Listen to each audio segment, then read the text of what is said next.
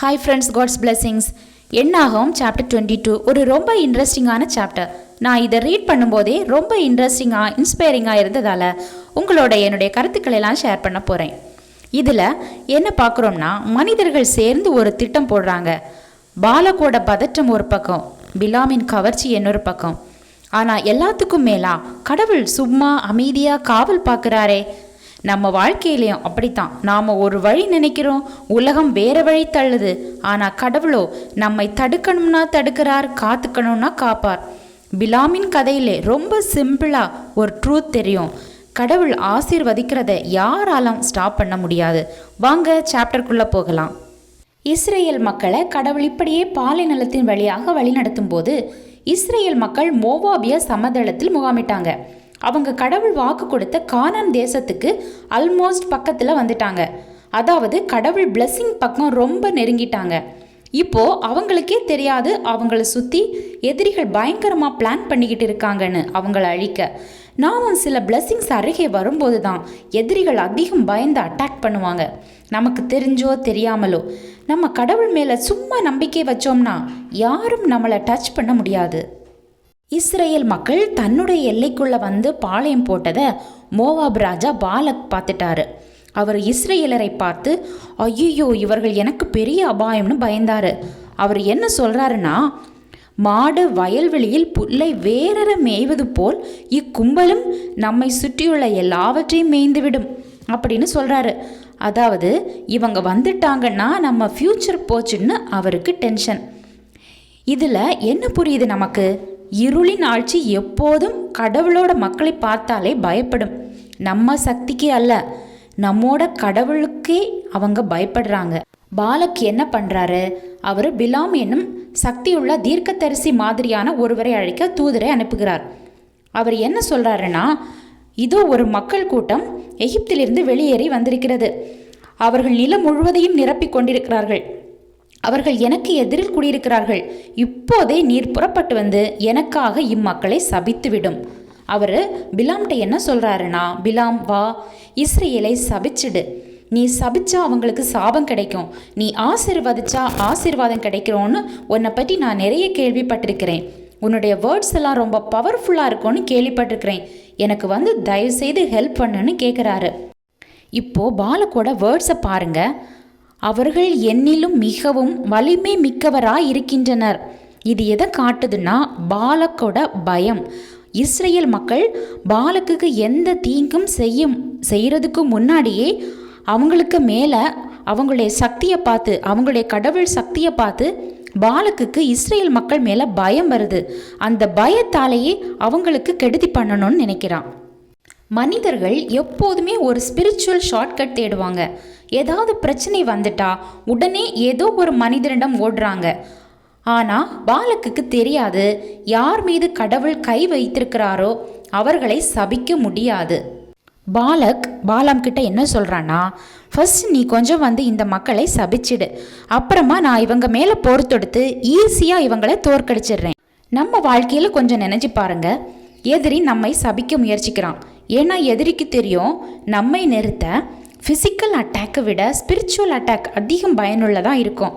ஆனால் அது கூட கடவுளை அனுமதிக்காமல் நம்ம எதிரியாலாம் முடியாது. இப்போது பாலக்கின் தூதர்கள் பிலாமிடம் வர்றாங்க. பணத்தோடும் சேவைகளோடும் வருகிறார்கள். இது ஒரு வித லஞ்சம். பணம் இருந்தால் எல்லாம் வாங்கிக்கலாம்னு ஒரு ஆட்டிடியூட். இதில் நமக்கும் ஒரு கேள்வி இருக்குது. எந்த ஆசைக்கு நாம் குலுங்குறோம்? எந்த ஆஃபர் நம்ம கேரக்டரை டெஸ்ட் பண்ணுது? ஓகே, இந்த பணம் சேவைகளெல்லாம் பார்த்துட்டு பிலாம் கொஞ்சம் தடுமாறுறாரு. உடனேயே நோ சொல்ல மாட்டேங்கிறாரு. கொஞ்சம் ஆசை அவருக்கு வருது. சரி, இன்று இரவு இங்கே தங்குங்க, கடவுள் என்ன சொல்கிறாருன்னு காலையில் உங்களுக்கு நான் சொல்லுறேன். இப்போது பிலாமுக்கு பணத்துக்கு மேலே ஆசை இருந்தாலும் அவருக்கு ஒரு காரியத்தை பண்ணுறதுக்கு முன்னாடி கடவுளுடைய கருத்தையும் கேட்கறதுக்காக ஒரு நல்ல மனசு இருக்குது. இதில் நமக்கு ஒரு கேள்வி. நம்ம எந்த ஒரு காரியத்தை பண்ணுறதுக்கு முன்னாடி கடவுள்கிட்ட கன்சல்ட் பண்ணிட்டு தான் செய்கிறோமா, இல்லை நம்ம திட்டத்தின்படி நம்ம பலத்தின்படி செய்கிறோமா? பிலாம் ஒரு பக்கம் கடவுள்கிட்ட ஒப்பீனியன் கேட்டாலும் அடுத்த பக்கம் பணத்தையும் புகழையும் பார்க்குறவர். அவரது மனசு ரெண்டாயிருச்சு. அவரது சொல்கிறது ஸ்பிரிச்சுவல் மாதிரி, ஆனால் ஹார்ட்டில் மோட்டிவேஷன் வேறு. அன்னைக்கு ராத்திரி கடவுள் பிலாமிடம் வருகிறார். கேட்குறாரு, இந்த ஆட்கள் யார்? கடவுளுக்கு தெரியாமலா? இல்லை, கடவுளோட கொஸ்டின் மீனிங் என்னன்னா, இந்த மாதிரி ஆட்கள் கூட நீ எதுக்காக உட்கார்ந்துருக்கிற? நான் என்ன பதில் சொல்லுவேன்னு உனக்கு தெரியாதா? பிலாம் இப்போது கடவுள்கிட்ட சொல்றாரு, மோவாப் ராஜா என்னை அவன் அருகே வர சொல்கிறான். மோவாபில் நடக்கிற காரியங்கள் பற்றியும், இஸ்ரேல் மக்கள் அங்கே வந்து குடியேறி இருக்கிறது பற்றியும், இஸ்ரேல் மக்களை சபிக்கிறதுக்காக மோவாப் ராஜா தன்னை அழைத்தது பற்றியும் எல்லாத்தையுமே பிலாம் கடவுள்கிட்ட சொல்றாரு. இப்போது பாத்தீங்கன்னா பிலாம் கடவுள்கிட்ட சொல்றது எல்லாமே உண்மைதான். ஆனா பிலாம் சொல்ற டோன் மேல ஒரு டிஃபரன்ஸ் தெரியுது. அவருக்கு ஒரு இன்ட்ரெஸ்ட் இருக்கு போகிறதுக்காக. அதாவது அவங்க என்னை மதிச்சு கூப்பிட்டுருக்குறாங்க அப்படின்னு ஒரு ஃபீலிங் பிலாமுக்கு. இங்க நமக்கு ஒரு கேள்வி இருக்கு. நம்முடைய வாழ்க்கையில யாருக்கு நம்ம இடம் கொடுக்கிறோம், முக்கியத்துவம் கொடுக்கிறோம்? கடவுளுக்கா இல்ல உலக ஆசைகளுக்கா? கடவுள் இப்போது பிலியாமிடம் ஒரு 3 விஷயங்களை சொல்றாரு. நீ அவர்களோடு போக வேண்டாம். 2வது, அம்மக்களை சபிக்கவும் வேண்டாம். 3வது, அவர்கள் ஆசி பெற்றவர்கள். விஷயங்களை சொல்கிறாரு. உடனே பிலியாம் காலையில் எழுந்து பாலக்கால் அனுப்பிய தலைவர்களிடம் போய், நீங்கள் எல்லாம் உங்கள் சொந்த நாட்டுக்கு திரும்பி போங்க, நான் உங்களோடு வர்றதுக்கு ஆண்டவர் அனுமதி கொடுக்கவில்லை அப்படி சொல்கிறார். உடனே பாலக்கால்கள் பிலியாம் எங்களோடு வர மறுக்கிறாருன்னு பாலக்குக்கு நியூஸ் கொடுக்குறாங்க. சில சமயங்களில் கடவுள் நமக்கு ஒரு ஆன்சர் கொடுத்துருப்பாரு நம்ம பிரச்சனைகளுக்கு. அது நம்ம மைண்டுக்கு கிளியராக தெரியும். ஆனாலும் நம்ம மைண்டுக்கு பிடிச்ச ஆன்சராக தேடிக்கிட்டு இருப்போம். அதனால் கடவுள் எனக்கு என்ன ஆன்சர் கொடுக்கலன்னு நம்ம ஆன்சர் தேடிக்கிட்டு இருப்போம். பாலக்கு தன் மனம் விடாமல் இன்னும் உயர்ந்த அதிகாரிகளை அனுப்பி பாலாமை மிகவும் மரியாதையோடு அழைக்கிறார். அவருக்கு பெரிய மரியாதையும் இன்னும் பல பரிசுகளும் அளிப்பதாகவும் வாக்குறுதி கொடுக்கிறார். இப்போது பாலக்குக்கு ஒரு நம்பிக்கை. பெரிய மரியாதையும் அதிகமான பரிசுகளும் சொல்லினால் பாலாம் ஏற்கலாம்னு நினைக்கிறாரு. பாலாம் மிக அழகாக இதுக்கு பதிலளிக்கிறாரு.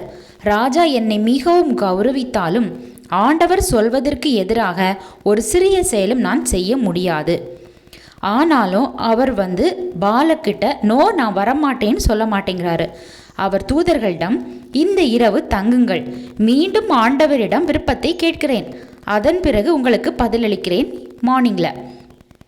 பாலாம் வெளிப்படையாக நல்லதையே பேசுகிறார். ஆனால் உள்ளத்தில் பாலா கொடுக்கும் கௌரவம் பற்றிய ஒரு சிறிய விரும்புதல் இருந்தது நமக்கு தெரிகிறது. அதனால தான் அவர் மீண்டும் நான் விசாரிக்கிறேன் என்று சொல்கிறார்.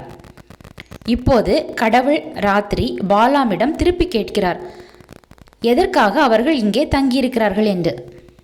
பாலாம் அவர்கள் வந்த காரணத்தை சொல்கிறாரு. உடனே கடவுள் என்ன சொல்கிறார், இந்த ஆட்கள் உன்னை அழைக்க வந்தால் நீ எழுந்து அவர்களுடன் போ, ஆயினும் நான் சொல்வதை மட்டுமே நீ செய்ய வேண்டும்.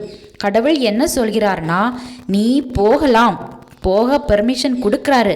ஆனால் என்ன சொல்கிறார், இந்த ஆட்கள் உன்னை அழைக்க வந்தால்.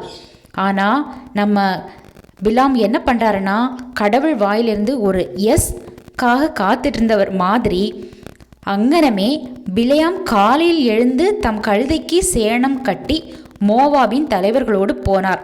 அவர் வெயிட் பண்ணிக்கிட்டு இருந்திருக்கிறாரு கடவுளுடைய எஸ்க்காக. காலையிலேயே அவங்க கூப்பிடுறதுக்கு முன்னாடியே இவர் கழுதைக்கு சேணம் கட்டி அவர்களோடு புறப்பட்டு போயாச்சு.